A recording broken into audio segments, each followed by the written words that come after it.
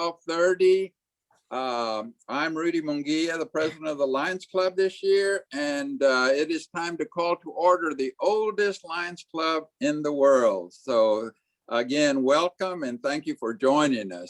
Our host today is Leonor, our secretary, Leonor Marquez. So Leonor, can you review our procedures, please?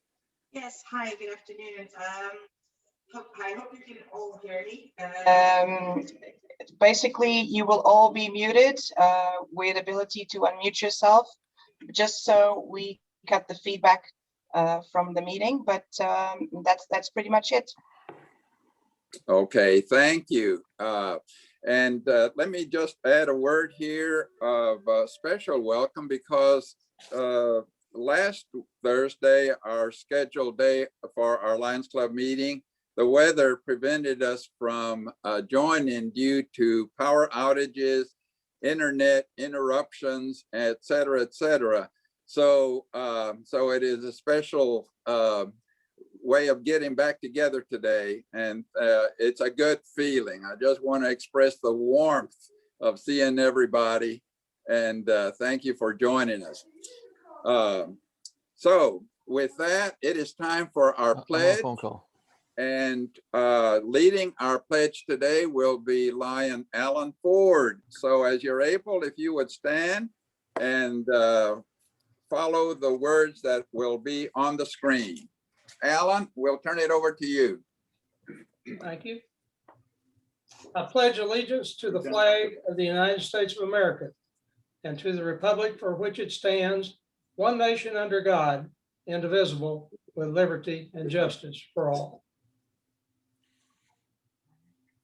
Honor the Texas flag. I pledge allegiance to thee, Texas, one state under God, one and indivisible. Yeah. All right, all right.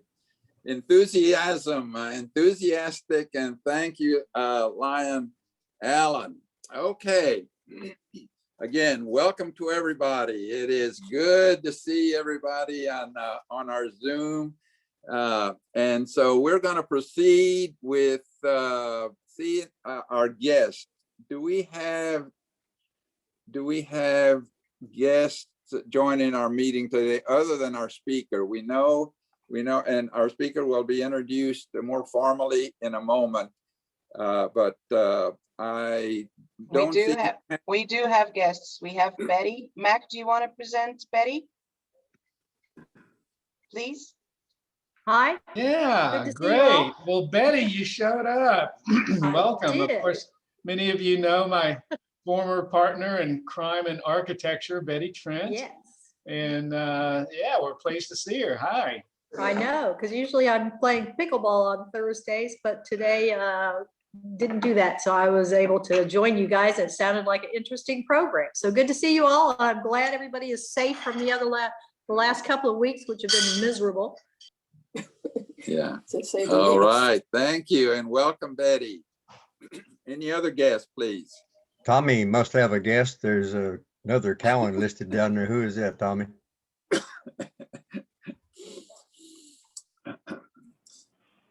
Yeah, I'm here. Yeah.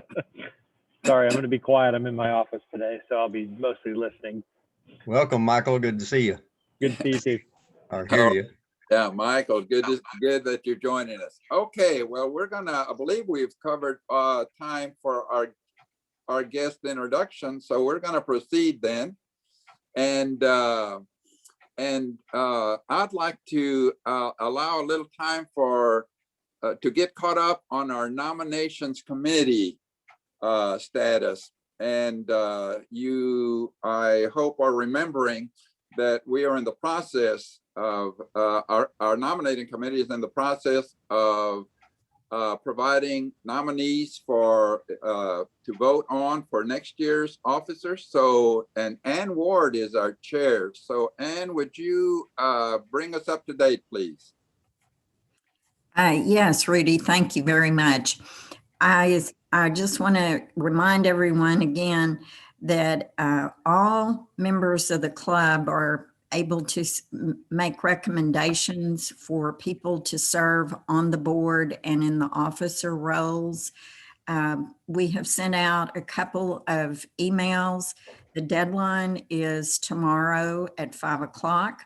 So if you have suggestions of people who might be potential candidates for the board or from one of the officer positions, please let me know. The emails that I've sent include my email address and my phone number. And before you submit someone's name, we do ask that you contact that person and be sure they would be willing to serve if they were nominated. And the nominating committee will be meeting the week of March the 8th. I'm polling the members now to find out what the best date is going to be. And then we will be presenting to the club on March the 18th, a recommended slate for the board for next year. And then the following Thursday, which is the 25th of March, that we will accept nominations from the floor. And again, if you plan to nominate someone, you need to make sure that person would be willing to serve if they were elected. And then the election will be at our first meeting in April. So that's an update, Rudy. All right, thank you. That's helpful because we do want to provide opportunity for our members to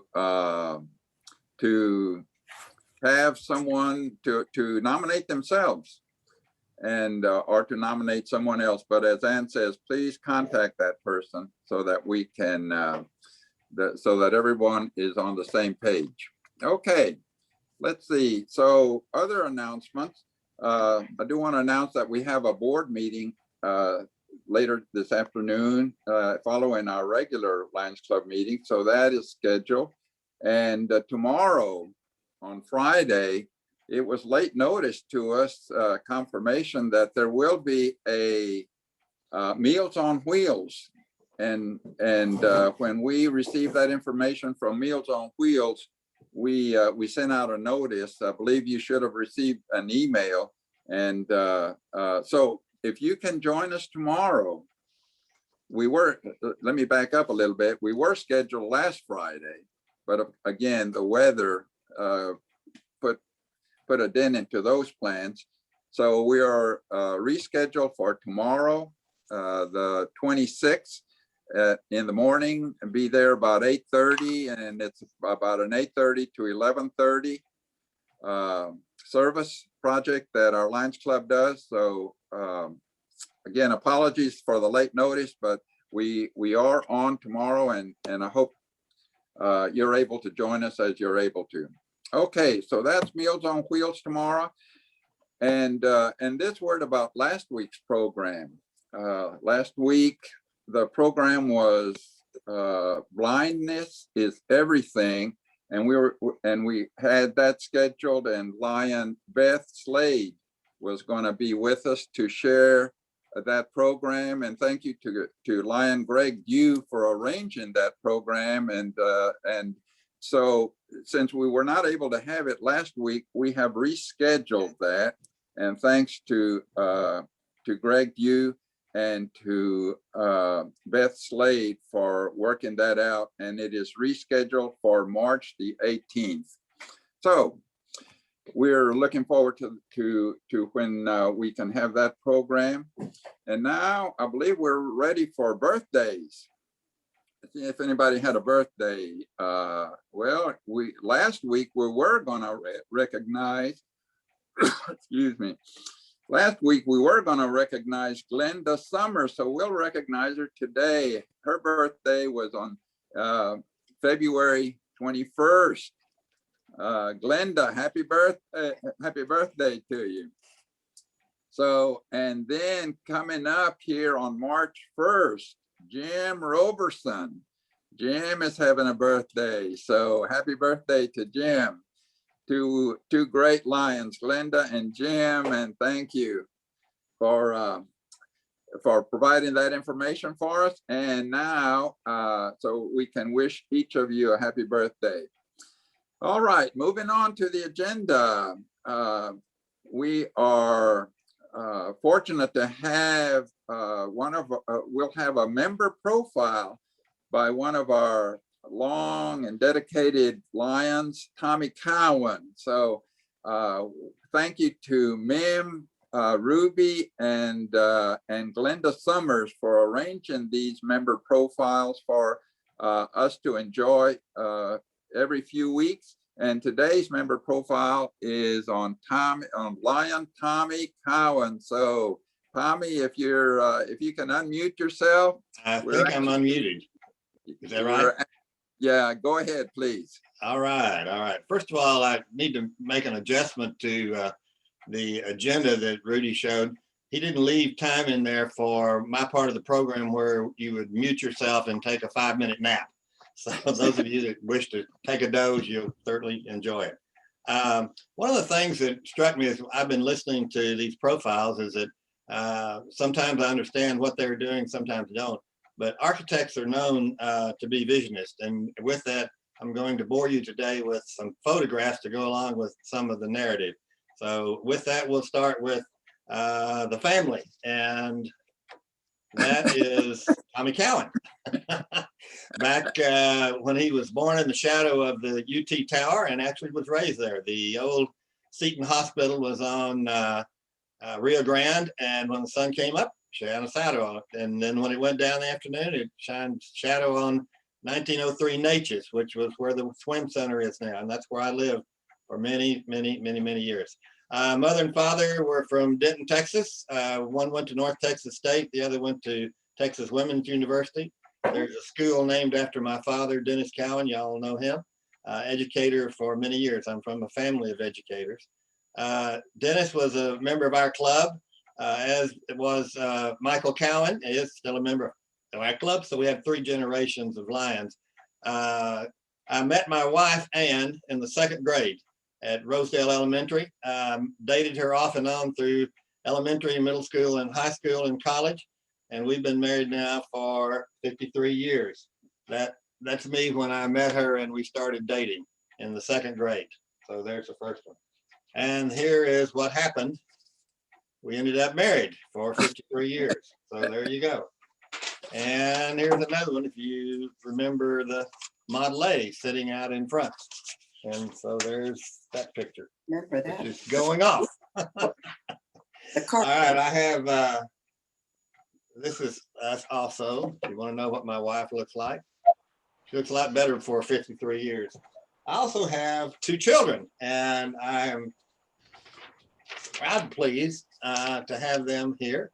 That would be Michael on the left and Terry on the right, and their baseball and softball uniforms. I coach them, but they were wonderful athletes. Michael was president of our Lions Club, but Terry was also president of her Lions Club. I got her into Lionism in Summit, New Jersey. She was the president of that club. Michael lives here in Austin. He has 3 children, Michaela, 17, Christopher and Connor, twin boys at 14. Terry has 2 little girls, Amelia and Annalise, 4 and 8 years old. And this is a picture of that crowd. So there you go. You went away. I also have my best friend, and I'm going to show you a picture of my best friend. This is my dog, Gus. Gus loves to meet people on a hike and bike trail, and he found a friend. And so they had the best of all. My brother passed away, but he was a member of a Lions Club in, I think it was Cody, Texas. Anyway, some little town. And he was a teacher for 3 years. And then he was also an Austin policeman. I have a ranch in Burnett, Texas, had one and sold it. And while I had it, I had some friends up there too. Those were registered Longhorns. I had the ranch for 32 years. That's Ropeburn and Cinderella. The little calf had not been named. It was only 2 or 3 days old when I did that, but I raised Longhorns. I also have Tommy Cowan's teaching about this. What? I have another piece of property. It's a lake house on Lake Travis. We've had it for almost 40 years. It's where we take all the kids to swim and fish and boat and have a good time there. All right, that's family. Let's go to education. I graduated from McCallum High School in Austin, Texas. I was 2 years as a drum major there. I specialized in rec sports and twisted good-looking girls. I graduated from the University of Texas School of Architecture with a BA, got a master's degree in UT School of Architecture. I taught for 2 years at the UT School of Architecture. Actually, I taught with Bill Taminger, so his dad. I was a member and president of the Longhorn Band. I was a member of the Tejas Club. I waited tables there for 2 years for my room and board. I was a member of Texas Cowboys. And that's a picture of us. I was part of the Cannon crew, and I was a member for 3 years there. I was a member of the Friar Society, Order of Alcalde, and also another, I don't think she's on the screen today, but Miss Terry Heller and I were both named outstanding students at the University of Texas. And there we are, poised to jump off the rail in the Union Building. I was a member of the Friar Society, Order of Alcalde, Outstanding Fellows, and I played volleyball for 2 years. All right, let's go to employment. In the 10th grade, I went to work for Brooks and Barr. That was Lyndon Johnson's architect. I was their print boy. We did projects like the LBJ Library, Labor Building in Washington, D.C., the Embassy in Mexico City, and we were the architects for the first manned spacecraft center. I was made an associate with Brooks Barr, Graver and White 2 years later, and a senior associate when I was transferred to Saudi Arabia. I was off and on in Saudi Arabia, Washington, and New York. We did projects in Saudi Arabia, Dhahran, Abqaiq, Udalaya, Ras Tanura were all our cities that we worked on there. I started GS&C 1978. I've been the managing partner since we started. I opened offices in San Antonio, Houston, San Jose to go along with the Austin office. And this is a picture of our Christmas party and the 120 employees that we had here in Austin. So they were part of my fun things. All right, let's go to community. These are the things that I've been involved with in the community. I'll start with when I was in the 4th grade, I was the crossing guard and captain of the safety patrol then. So that was my first community service. I was a scout, member of Grade Y, member of Junior Optimist, and I was a scout leader for 2 years. My brother and I were city champion junior bowlers in *57 from the Optimist Club. I was on the YMCA board for 8 years. I was president of Easter Seals here in Austin 6 years. I am McCallum Alumni Associate President. I've been that for 8 years. I was member of the Longhorn Alumni Band, and I was president then. Angus Valley Neighborhood Association, president 4 years. Westminster Board of Trustees for 14 years. Board of Trustees at St. Edward's University under Pat Hayes for 10 years. Board of Trustees, Vice President and Treasurer of the Texas Rodeo, Star of Texas Fair and Rodeo. President of the Austin Chapter AIA, President of Texas Society of Architects, National Director of AIA in Washington, and I was a treasurer in Washington for 3 years. Also TSA EVP, which is the Associate Director for the Texas Society of Architects. I was president of the Anderson Band Association, president of the Congregation Council, Faith Lutheran Church. I taught Sunday school for 6 years to the high school folks. Now let's move on to item 5, projects. This is after retirement, things that I got to do that I had a lot of fun with. So I'm tired. And Rudy, I'm sorry. This is the picture of our pre-K3 screening. It's one of the things I've enjoyed the most. You can see Rudy there lining up a little kid for our Welch Allen camera. And then you can see right there in the picture, Robert Watson was doing pre-screening at an elementary school. So we have those guys there. I did another project, and the project was for the Cowboys. I arranged for the construction of and distributing a cannon and a trailer, replicas. It's a black powder cannon that really shoots for the Texas Alumni Association for their pavilion. I did the plaque that is at House Park, which you've seen. And then I have a pavilion project currently underway at the Texas School for the Blind and Visually Impaired. And it's an interesting thing. It was donated, $50,000 donated for it. I am donating my services. When I retired, I decided I would not take money from anybody. That way I can go do what I want to do. But this is a pavilion that will be a recognition of a student there at the blind school. And it will be finished probably in about another 2 weeks. So we have that going. I'm also working on a church handicap ramp in College Station with Lamar Benoski, another Lions Club member. Handrails and ramp down there. I'm working on a historic church relocation to Pioneer Farms here in Austin. This is a picture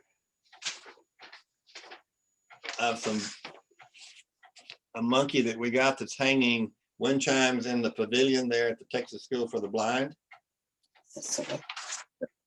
And here are some benches that I conned another architectural firm, Haddon Cowan, into donating $1,200 worth of benches for that project.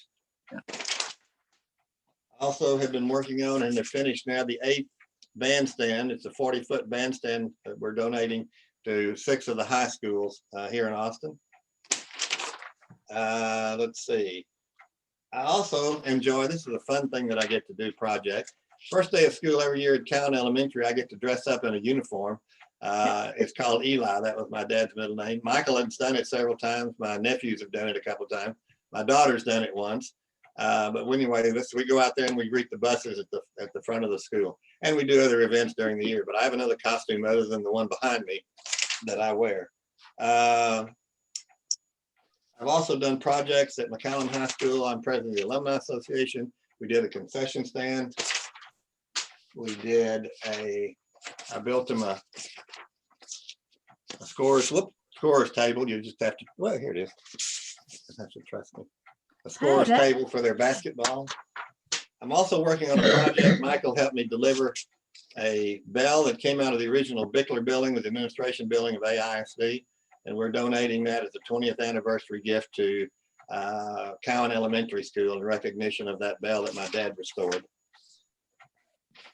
We have a picture of Simba.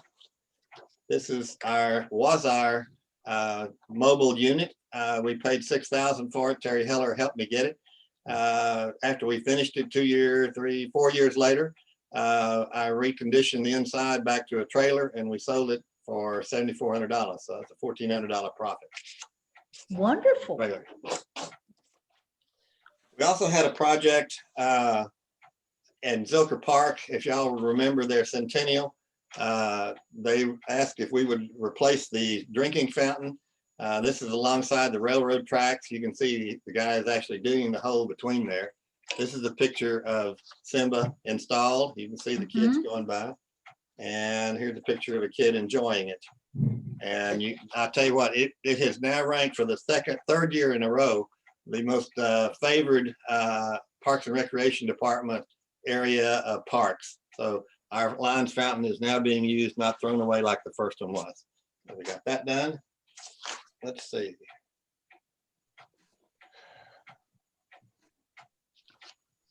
I have a picture here of the sporting clay event that we have each year. I started it. I turned it over to Jim Overton. He took it to heights beyond belief. I mean, I got to tell you, he's made that puppy make money. Michael Cowan has handled it a couple of years, done an excellent job there. But this is the group gathering before we shoot out.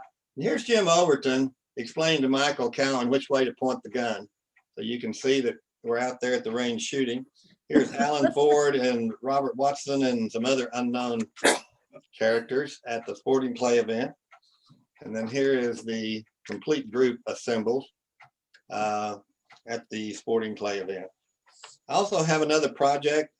We did Kids Giving to Kids, and we did a parade. We had a float in the parade. It looked like that. And we also had, I love that, we also had the Grand Marshals. Hey, Dad. That would be. Can I interrupt, Dad? Yeah. I think we're running short on time. Sorry. Okay. Very interesting. Sorry. Well, I'll conclude it there then. Thank you. No, I didn't mean to cut you off completely. Just No, that's all right. Tommy, thank I'll you. close with one thing. Tumbleweed Smith has a program at which time he does conclusions of stories about Texas, and he closes it with, I hope you enjoyed the story. Some of them are true, and I was going to close with the same thing, but we're done. So hope you enjoyed it, and I'm done. Tommy, wow, very impressive. And yeah, talk about having your finger in different pies. Wow, that's quite Can I ask a impressive. question, Rudy? We want to know if our little lion fountain survived the freeze down there. Yes, it did. Okay. Well, thank goodness for that. And Patty, did you have a comment in the chat? Are you on, please? Yes, we're going to put a time capsule in that pavilion that Tommy has built. And we didn't like to invite Lions to add something to the time capsule. I've got a big pickle jar about this big around, that high, that we can put it in. If anybody has another idea for what to put it in so it doesn't get eaten through by bugs or whatever, let me know. It's plastic is the one I have. All right, thank you. Well, thank you for the opportunity for the Lions to have to add to the time capsule. So we'll see how that works out. Okay, well, thank you again, Tommy, for this very informative member profile. We appreciate that very much. But it's time to move on for our main part of our program, the speaker. And I believe, is it Leonore that's going to introduce our program, or is it Mac? No, it's Mac Ragsdale. Okay, Mac, if you will, please. We're looking forward to the program. So would you introduce the program and the speaker, please? Yeah, thank you. Well, I have to credit Norman Tyring for bringing us this program, but he was not able to attend. He had a little family emergency. So I got the honors, and what an honor it is. Myra Hargrave McIlvain is a teller of Texas tales. And if you're one of those people like me who stops by the side of the road in Texas to check out historical markers, you probably read her words. And if you attend lifetime learning clubs in Austin, as I do, including the Osher Lifetime Learning Institute at UT Austin, you've likely heard her speak. And if you browse the Texana section of any bookstore or library, at some point you'll run across the name Myra McIlvain in the spines of histories, historical novels, articles, and nonfiction guides. She's authored some 11 books in her very prolific career, including her latest, hot off the press, A Long Way Home. And just a fascinating body of work. I would encourage everybody to visit her website and find out more by clicking at the link there at the end of the announcement. And with that, I would like to introduce Myra McIlvain. You're on, Myra.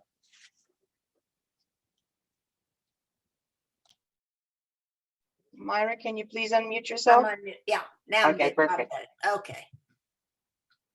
I'll click this one too, right here. Okay, that's both of them.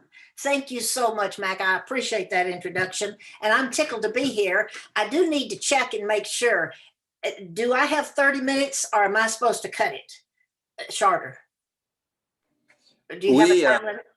Yeah, we may need to cut it to about 25 minutes and allow the 5 minutes for Q&A if that sounds all right. All right, I'll try to cut it. I'll try to go fast. All right, good. I'm going to talk about the historical markers and a little bit about the background for the Historical Commission and the way we have marked in Texas over the years, and then a little of how it influenced my own career. The Historical Commission is concerned, its main deal is preserving Texas history and prehistoric history, and they are concerned about the educational the things that they're preserving, the enjoyment that people get, and also the economic advantage that all of this study of history has to do with Texas. And it is big tourism. People go to these historic sites and they're interested in seeing them. Texans first started, as far as I know, preserving markers as early as 1856. They marked the graves of the men who fell at the Battle of San Jacinto. Of course, that was 20 years after the Battle of San Jacinto. 2 years later, they did something that I have found fascinating, and I want to do some more research on it. The legislature bought the Alamo Monument. It was a monument that was put together, really put together with stones from the Alamo in 1841. And it was about 10 feet high, and it sat on a pedestal so that it could be moved. And it went to Houston and then New Orleans and ended up in the Capitol building, the Capitol that burned in 1881, that building. And I've read two things. I read that when the building burned in 1881, it destroyed that monument. And then I ran across a Texas Historical Quarterly that was written in 1903. The article was written then, and it said that a fragment of that monument was saved enough that all the names of the survivors of the Alamo are still evident on it, and that it was moved to the state library. Well, they're not working in the library now, they're working at home. And so I have emailed them and asked, is it there? Because this first thing said that I read, it said it was destroyed. So I want to know if it is still there. It's only 10 feet high and really very unusual. And they took stones from the Alamo that had been scattered around after the Mexicans left and put it together in this monument. So anyway, we'll find out eventually. I'm going to keep chasing after it. The first monument that I know of that was placed on the Capitol grounds was 1891, the Heroes of the Alamo Monument. Of course, there are a whole lot more there now than just that one. But then in 1915 to 1918, the Daughters of the American Revolution, not the Republic of Texas, but the Daughters of the American Revolution, laid 123 granite markers every 5 miles along the Camino Real or the King's Highway or the old San Antonio Road, whatever you want to call it. That was the trail that was established in 1690 by the Spanish. It ran all the way from Mexico through San Antonio and up into East Texas and all the way to Natchitoches, Louisiana, because the Spanish were worried that the French in Louisiana were going to be coming into Texas. And so they blazed this trail and began to build the missions in East Texas. That's why they built those missions. Christianized the Indians, but let them serve as a buffer for the French. So those markers are still there on Highway 21, part of the way, Texas 21. I'm sure you've seen them. But anyway, those were put out in 1915 to 18. Then during the Depression, when we had our centennial year of 1936, the Centennial Commission placed over 1,100 markers all over the state commemorating that 100th anniversary of the Texas Revolution. I checked to see how many markers have been placed over the years. And the last number I have is not this January, but January of 2020. And I suppose the reason they haven't updated it is with COVID, everybody's been, not able to keep up to date. But January a year ago, there were 16,934 markers all over Texas. They do about 198 new ones every year. And besides the architectural work they do, which I never dealt with, so I'm not going to talk about that. One of the other programs that the Texas Historical Commission sponsors is the Texas Main Street program, which started in 1981. And it is a revitalization program for the downtown buildings in these small towns. The idea is to create a positive economic environment in the midst of a handsome downtown area. And when I worked with it, I was the writer that went out they would choose 5 towns each year. And I would go with the group. I started, I think, in 1982, and I think I was 82, 83, and 84. I was always freelance. I never worked in the commission. But there was always a restoration architect who helped the people recognize what they could do with their fantastic buildings if they would take off the aluminum or the other junk that had been placed on it, how it would restore the beauty of the downtown area. There was always a parking engineer because towns had a terrible time getting their parking straight, and they could help them know just how to park so they get the best use of the space. And then there was always a restaurateur who helped the people in the town understand that getting good restaurants would bring people into the downtown area. And then we always had a mall manager who helped them with understanding how merchandising would make a difference to bring people into the downtown. And one of the things they always said was you could not compete with Walmart. Merchandise had to be a different scale, a better scale, a more upscale, more interesting kind of merchandise. So that was kind of the overview. And then my job was to listen to all of those things they said and write a 50-page report in 1 week. That's when I got my first computer, because I couldn't do it on a regular typewriter. But some of the success stories that you all know, Georgetown, that's the closest. It was a going Jenny right from the very beginning, and it is still a thriving town that's restored its downtown. Hillsborough was another early Main Street town. New Braunfels is a Main Street town, San Marcos, and so many more. But the way I got involved in it was I lived in Calhoun County in the 1970s. Port Lavaca is the county seat, and it's right down. If you know the central part of Texas, Matagorda Bay is about halfway between Galveston and Corpus Christi. And then behind the bay, Matagorda Bay, is Lavaca Bay. And so when I lived in Port Lavaca, we would often go right down from Port Lavaca to Matagorda Bay to the old ghost town of Indianola. It had been a major German seaport. In fact, it rivaled Galveston by the time of the Civil War, but it had blown away in 1886 in a hurricane at that time. But it was a fascinating place. And at that time, the foundation for their county courthouse was right in the edge of the water. Today, it's eroded so much that it's out in the bay, but it stood up about a foot above the ground. And it was made of shellcrete because that entire bay has a shell beach. It doesn't have sand. And so they use that shell for this concrete type stuff for the foundations of their buildings. And then their old cistern is still there even today.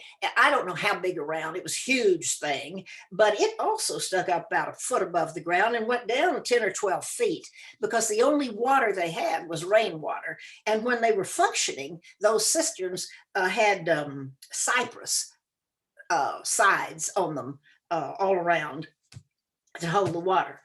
And the other thing that fascinated me about it was their cemetery. Their whole families were buried who had died in yellow fever epidemics, and whole families who died in the 1875 hurricane. That was the first one that hit the little town. And during that time, I was doing research on an old Methodist church in Port Lavaca. And one of the things that was fascinating about it was that it had a bell that had been on the Methodist church in Indianola. And it had been destroyed in the 1875 hurricane. But a Black woman who was a member of that white church kept that bell. And after the 1886 storm that completely wiped out the seaport, she moved into Port Lavaca and she brought that big bell with her. And when the Methodist church built their new church with steeple, she gave them that bell. And so I had done all this research. And in December of 1977, I was getting ready to move to Austin. And the chairman of the Calhoun County Historical Commission asked if I would talk to them about what I'd learned about this church and everything. And so I did. And when I finished, he said, "What will you do in Austin?" And I said, I wanted to continue working part-time so I could keep writing. I'd written a book, it hadn't been published yet, but I had done a lot of short stories and had done a lot of research and writing about various things. And he said, the Historical Commission is always needing people to write markers. I will call them. And lo and behold, he did. And when I arrived, I called the commission. They gave me an appointment. I went in, and without anything, they hired me that day to be a freelance writer. I went home with the history of the Battle of Plum Creek. Now, I can't give you all that history because we don't have time. I've got to squeeze all this in. But it was the story of a battle in 1840 that was just a few miles below where Lockhart is today. And it really changed the whole environment of the Comanche control of this part of Texas. And the reason I want to mention it, especially to you, besides it being my first marker, is that it is located in the Lions Club Park in Lockhart. If you're going south on 183, the Lions Club Park is on your left, and right across the street is the HEB. That'll help you get it situated. So I don't know, but I think probably the Lions Club paid for that, or it wouldn't be in their park. I don't know. I never kept track of who paid for these things. But the thing about that battle was that it was the culmination of the Great Comanche Raid, where those the Comanches had felt they were mistreated and done wrong by the Texans in San Antonio.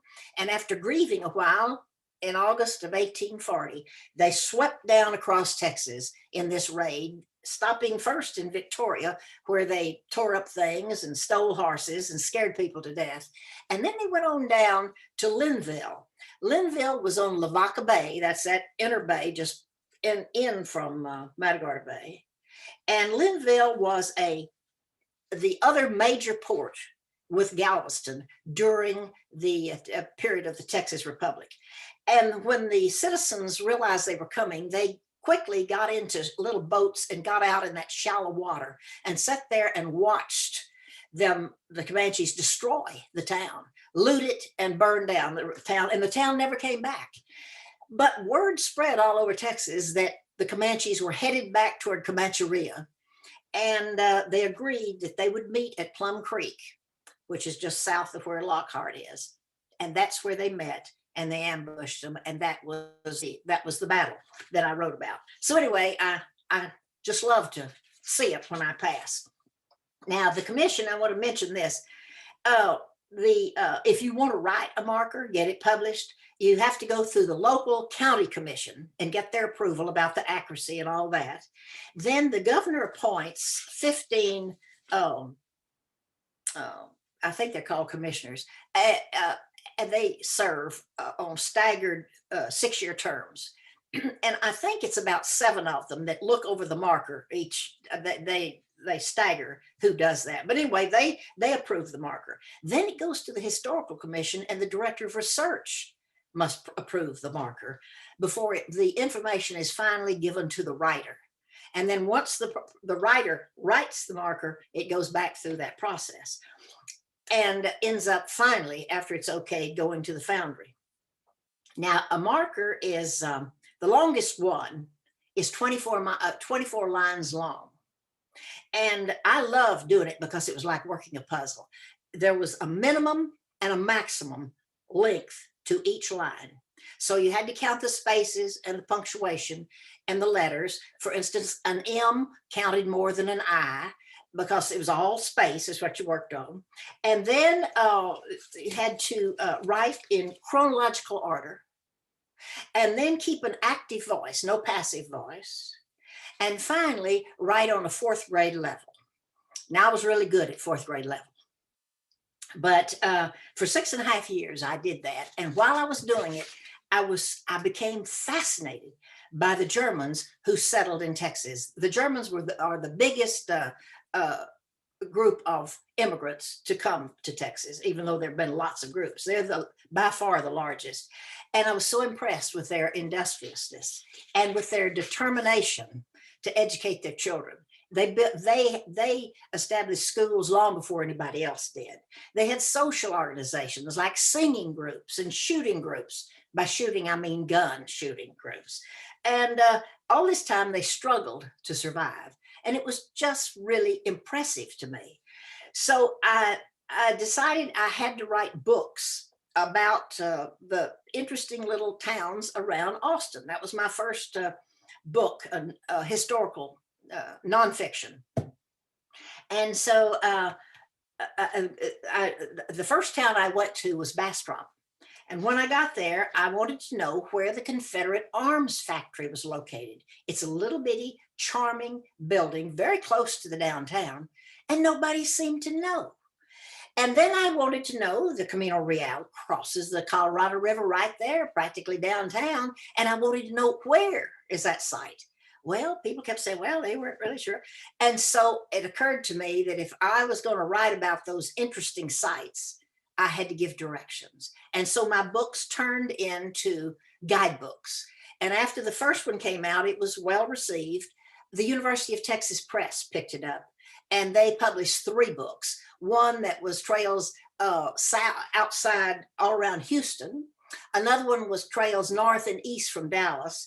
And the last one was trails south from San Antonio all along the Rio Grande Valley. And I love doing that. But in doing all that research, I continued to run across amazing stories about the Germans.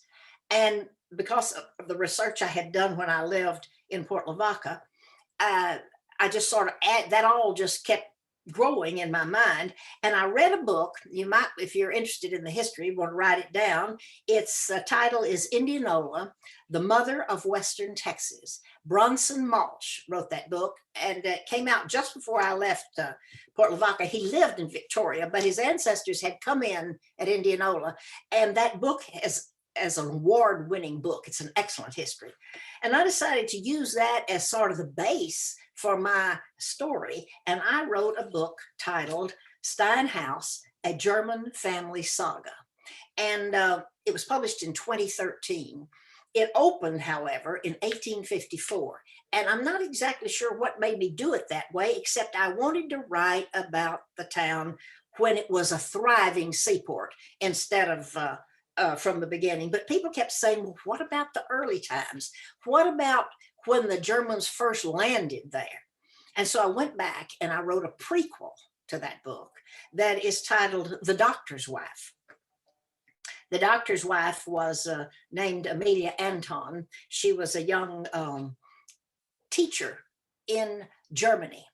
And she, like all the Germans during that period in the 1840s, saw advertisements that were published by a group of noblemen. There were 20 noble men and 1 noble woman who organized a group called the Society for the Protection of Germans in Texas. They had heard about all that cheap land in Texas, and their idea was they could get some of those malcontents out of Germany, and at the same time get them established in this place called Texas, and they could have goods transferred back and forth, and probably make a lot of money as well. And so without knowing anything about what they were doing, they ended up finally buying 4 million acres for $9,000. And they advertised in the papers that they could settle they would give them 320 acres for about $240 in our money. It sounded wonderful. They would take care of them as they come to Texas, and they would get them settled on their land, and they would take care of their needs until the first crop came in. Well, it didn't work so well. They did not know what they were doing. And when they began arriving, they appointed one of their own, a guy named Prince Karl of Solms-Bromwils, to lead the group. He was the commissioner. He got to Galveston and realized that the land they had purchased was out beyond the Pedernales River. And not only that, it was too far away from Austin and San Antonio for them to get supplies. And in addition to that, it was in Comanche territory. And the soil was too thick really for farming. And so in desperation, he decided he would have to find places to establish way stations where they could live and eventually move on out to that site. And he looked for a place to land. The ships were already coming. And he finally went into Matagorda Bay and found a place called Indian Point. the land stuck out into the bay, and it separated Matagorda Bay from Lavaca Bay, this point of land. And it was owned by a man named Samuel White, one house, that was all that was there. And White agreed, yes, he could land his people there so that they could have a landing place and then take them inland. Well, by the time they arrived, things had been so bad that, well, I didn't say this. By December of 1844, 3 shiploads had arrived unannounced on that cold shell beach.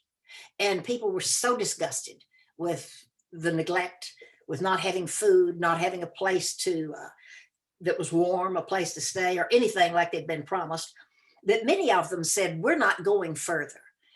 They stayed there on that coast. But the others, in January of 45, finally Prince Carl had someone get wagons.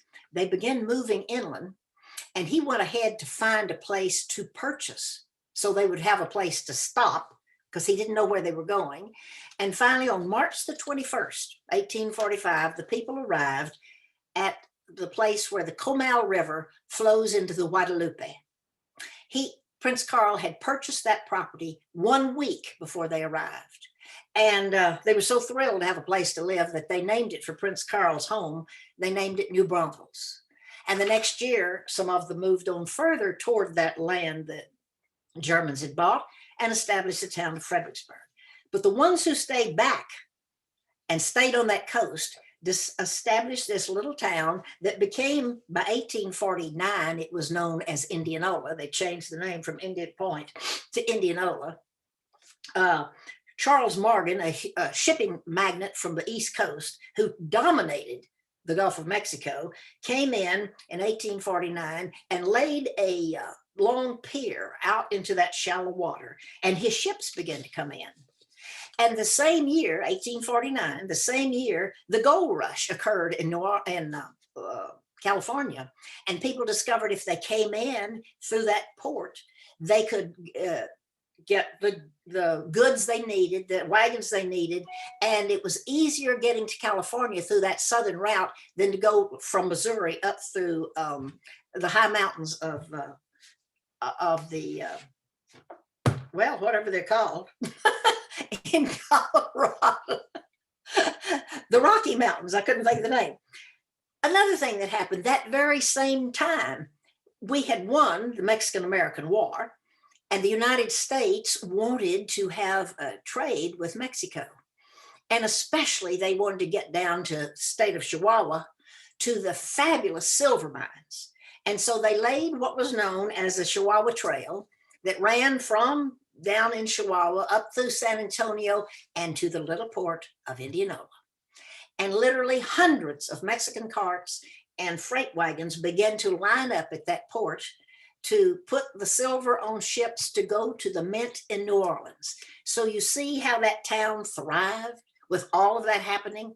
That was the early history of that era. Now I have to jump quickly and say Amelia,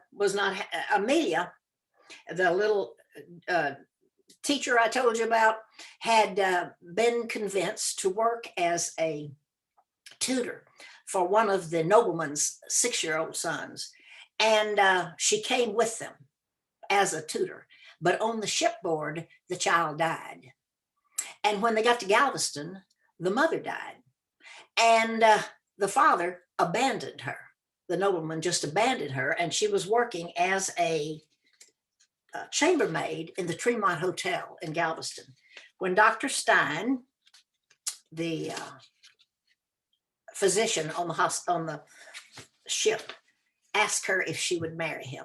And that is the way we've got our whole story going. She married Dr. Stein, and eventually he built the Stein House, which was a boarding house for her family who came later from from Germany. I can't tell you anymore because I see I've run out of time. It's already 25 minutes, so I'll quit right there. But that was the beginning of my stories that I began to write using the history of that era. Well, thank you so much for that information. If we may, we're going to open it up for questions. Mac? Okay. Myra, I've gotten just about every speaker's book that has ever spoken to Lions and gotten it signed. How can I get a signed book from you?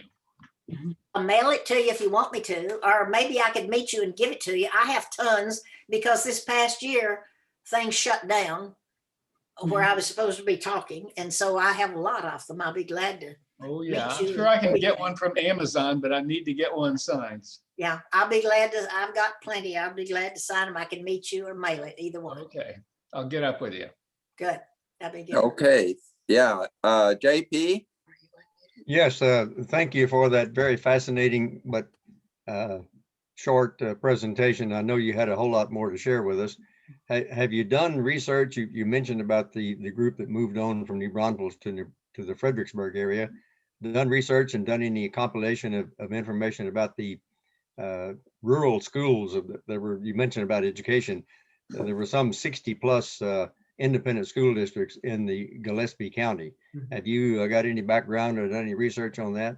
No, I haven't done any specific research on that. I have written about Fredericksburg, but not about the schools. But it is, I mean, that is one of the impressive things about them. Yeah, just reinforced what you said about the German culture was very interested in educating their children. So Yeah, seemed like they did a good job of it. they did. What my first book included Fredericksburg, and I really wasted a lot of money because I kept going back. I was so charmed by the town. Made it cost a lot more money than it needed to, traveling back Yeah. and forth. Roberto, I see your hand up. Do you have more information on the Stein family in Fredericksburg? That was the Stein family was fictional characters. Oh. They were fictional characters moving within the history of the town. Because I have a grandfather whose name was Stein. Is that right? Did he come in at Indianola? I don't know. That's Oh, why I want to know the history. yeah. No, those were fictional characters. Now, Dr. Roos, who is a character in The Doctor's Wife, he was a historic figure, and he is included in that book, The Doctor's Wife. And that's what I understand from Dr. Stein came in and went on. And I wonder if they ended up in Fredericksburg. No, in my book, they did not. They stayed there until after the final hurricane. And then I wrote a third book, which had the characters from both of those books move on to Washington County, where Brenham is located. And that period was the period after Reconstruction. And Okay, maybe one more question. We have Glenda. Okay, Glenda. This was just fascinating. I just want to tell you that I love to pull to the side of the road and read the signs. I remember reading the one about Plum Creek, and I thought, you just made it really so like I was there, like I really understood what was happening. Very fourth grade level, I understood it. Okay, any other questions that we don't want to lose? We had one from Sid. I don't know if she still wants to ask her Okay, question. yeah, Sid? Okay, I spent a lot of time in Llano County, in the city of Llano.